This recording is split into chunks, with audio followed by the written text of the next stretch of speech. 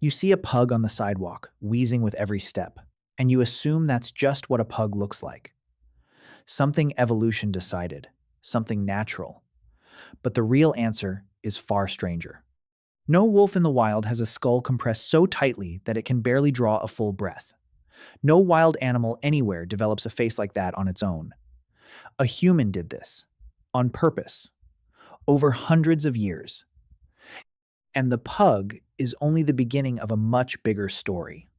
Every trait that makes that dog struggle to breathe was chosen, bred in, generation after generation, because someone, somewhere, decided a flatter face looked more appealing. The animal's comfort was never part of the equation. Its ability to survive without human intervention was never the goal. Left alone in the wild, that same pug would not survive a single season. You call it cute anyway. Have you ever asked yourself why? To understand what's really happening, you have to go back to the basic mechanics of selective breeding. When you choose which animals get to reproduce, you are not just picking a color or a size. You are rewriting an entire body, piece by piece, without ever touching a single gene directly. You simply decide who breeds and who doesn't. Do that enough times, across enough generations, and you can sculpt a living creature into almost anything you want. Look at what that process has already produced. Bulldogs, bred for a jaw shape so extreme that most litters today can only be born by cesarean section, because the puppies' heads no longer fit through the birth canal. Scottish fold cats, prized for ears that fold forward, caused by a cartilage mutation that also thickens and deforms joints throughout their entire skeleton, often leaving them in chronic pain by adulthood. Turkeys bred with such an enormous breast for more white meat that they physically cannot mate anymore and must be bred through artificial insemination for every single generation. Belgian blue cattle, carrying a mutation for double muscling that leaves calves so oversized many cannot be born without surgery. None of this happened by accident. All of it happened because it was useful, or profitable, or simply pleasing to look at, and the animal's own experience of its body was never part of the decision. The list goes further than most people realize. Hairless dog breeds, prized for their unusual skin, often carry the same genetic mutation responsible for missing teeth, because the gene controlling hair follicle formation also controls tooth development. Silkworms, bred for thousands of years to produce more silk, have lost the ability to fly entirely, and in most commercial lines, the ability to survive without human care at all. Certain lines of dairy cattle have been bred so intensively for milk yield that their udders have outpaced their own skeletal support, leading to chronic lameness by the time they reach peak production. In every one of these cases, a single trait was chased so aggressively that it dragged the rest of the body somewhere it was never designed to go. Here's where the story turns strange. In 1959, a Soviet geneticist named Dmitry Belyaev began an experiment that would take decades to fully understand. He wanted to know how domestication actually happens. So he set up a fox farm in Siberia and did something almost absurdly simple. Each generation, he and his colleague Ludmila Trut, who would go on to run the experiment for over 50 years, selected only the calmest, least fearful foxes to breed. Nothing else. Not their fur, not their size, not their shape, just their temperament around humans. Within a few generations, something unexpected started happening to their bodies. Their ears began to flop, their tails started to curl. Patches of white fur appeared on faces that had always been uniformly colored. Their skulls became slightly rounder, more juvenile looking, even in adulthood. They started to whine and wag their tails at humans, behaviors no wild fox displays. Belyaev had only selected for tameness. Yet tameness dragged an entire suite of physical traits along with it, traits nobody had bred for directly. Scientists now call this domestication syndrome, and it shows up again and again across domesticated species, from dogs to pigs to guinea pigs to laboratory rats. Select for calm behavior, and floppy ears, shortened faces, smaller teeth, and juvenile proportions tend to follow, almost like a package deal written somewhere deep in the biology of taming a wild animal. Why would something as simple as temperament be linked to something as physical as ear shape or skull structure? The leading explanation involves a group of embryonic cells called neural crest cells. These cells travel throughout a developing embryo and help build an enormous range of structures: pigment cells, cartilage, parts of the skull and jaw, and crucially, the adrenal glands that drive fear and stress responses. Selecting for calmer animals appears to mildly reduce the activity of these cells early in development. Slightly less neural crest activity means a slightly calmer temperament, because the adrenal system that floods the body with stress hormones develops a little less aggressively. It also means slightly less cartilage in the ears, slightly less pigment distribution across the coat, and a skull that stays a little more rounded and youthful instead of elongating into an adult shape. One small dial, turned down just a little during early development, and an entire body plan shifts along with it, almost as a side effect nobody intended. It's a little like renovating one room in a house and discovering the plumbing for the entire building runs through that same wall. You wanted a calmer animal. You got floppy ears, a curled tail, and a rounder skull along with it, whether you asked for those changes or not. Now here is the part that should genuinely unsettle you. Compare a modern human skull to the skull of a Neanderthal, or even to human skulls from 50,000 years ago.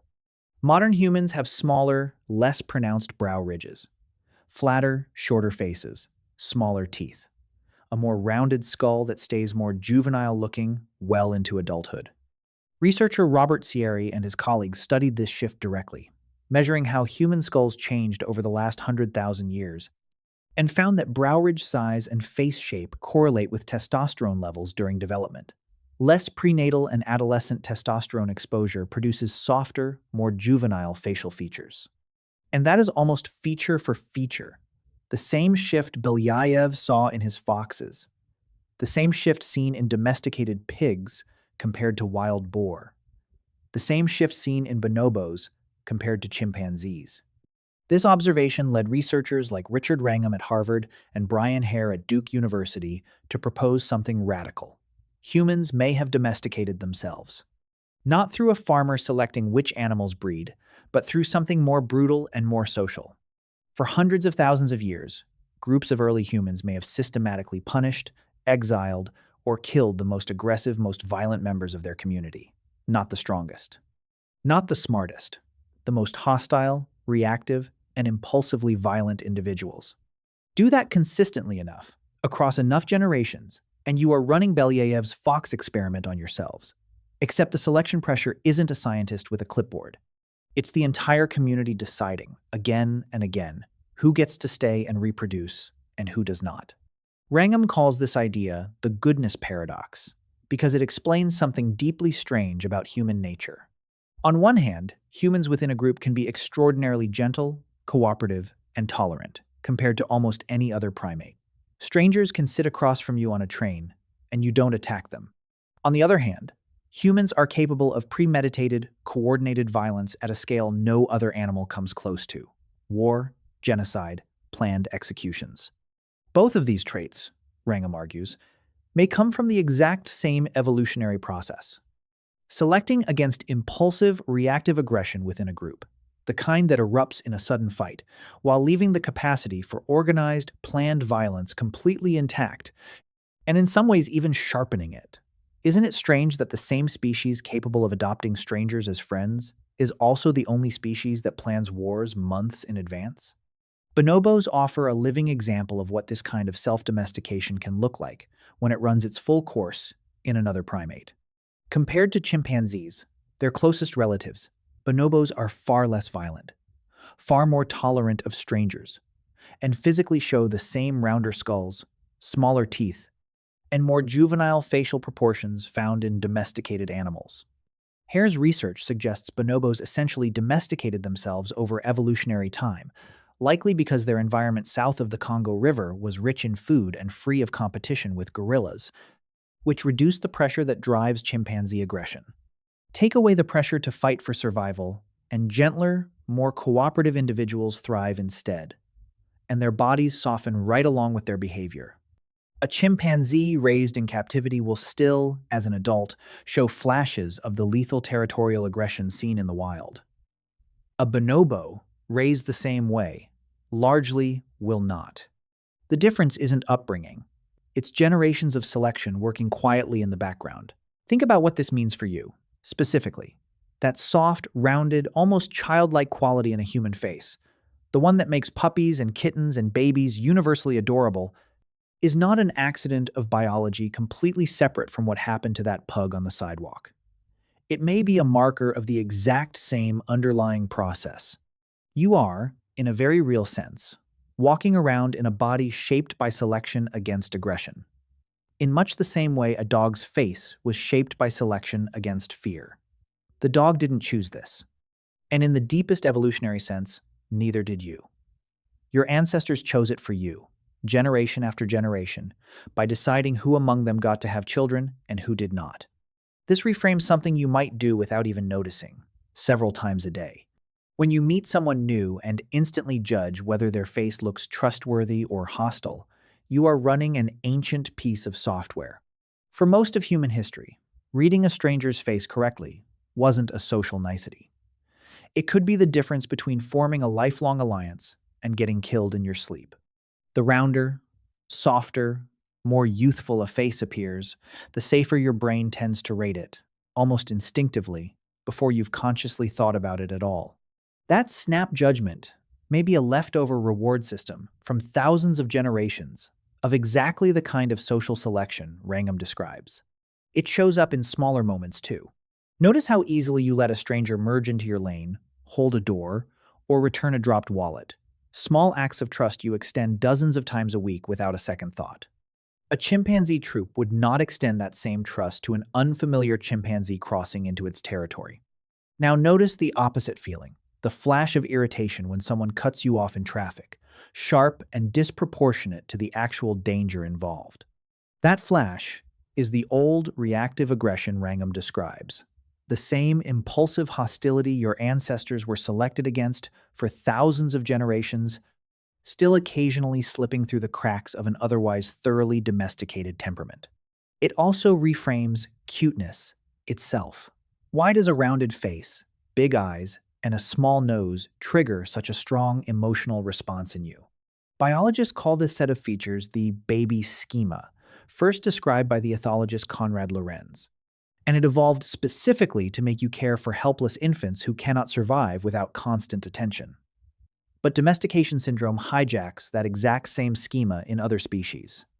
Every domesticated animal that has had its face rounded and its features softened by generations of selective breeding is, essentially, tripping the same ancient wiring that makes you want to protect a human baby.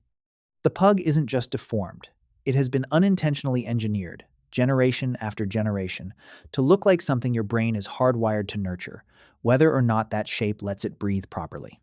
There's a darker layer beneath all of this too. Because humans discovered, even without understanding the underlying science, that selecting for calm, unaggressive, cooperative behavior reshapes bodies. This same principle has been applied far beyond dogs and cattle, and rarely with the animal's welfare in mind. Livestock has been bred for productivity at the direct expense of comfort. Broiler chickens are grown so large so fast that their legs can barely support their own body weight by the time they reach slaughter age at only a few weeks old. Dairy cows have been selected for such extreme milk production that their bodies are under near constant metabolic strain. The same underlying logic that gave the world a friendly golden retriever also gave the world a chicken that can barely stand upright. Selection doesn't care about suffering. It only cares about which traits get passed on to the next generation. Humans never needed to understand genetics to wield this kind of power. Farmers were reshaping species thousands of years before anyone knew what a chromosome was, simply by noticing which offspring were useful and letting only those reproduce. That is the unsettling part. You do not need intention, malice, or even awareness to permanently reshape a species. You only need a preference, repeated consistently, for long enough. Apply that same principle to your own ancestors, choosing again and again who was tolerated within the group and who was cast out, and you get a species that domesticated itself without a single member of it ever knowing the experiment was running. So, when you look at that pug again, wheezing on the sidewalk, you're not just looking at an animal that was bred into a shape it never asked for. You're looking at a mirror, distorted but recognizable. Its softened face exists because generations of humans selected for something they found appealing, without fully understanding what else that selection would drag along with it. Your softened face, compared to your ancient ancestors, may exist for a startlingly similar reason. Because for hundreds of thousands of years, the most reactive, most impulsively violent members of every human group were, quietly and repeatedly, removed from the gene pool, one exile and one execution at a time. You didn't choose your face any more than the pug chose its breathing problems. Both of you are living proof of the same evolutionary force, pointed in different directions, running for a different length of time, but built from the exact same rule. Select for calm, and the calm reshapes everything, right down to the bones. The dog was shaped by a handful of centuries and a handful of humans with a specific aesthetic in mind. You were shaped by hundreds of thousands of years and an entire species deciding, over and over, what kind of temperament deserved to survive. Next time you see a dog that looks nothing like its wild ancestors, don't just feel sorry for what was done to it. Look a little closer at what was quietly, patiently done to you too.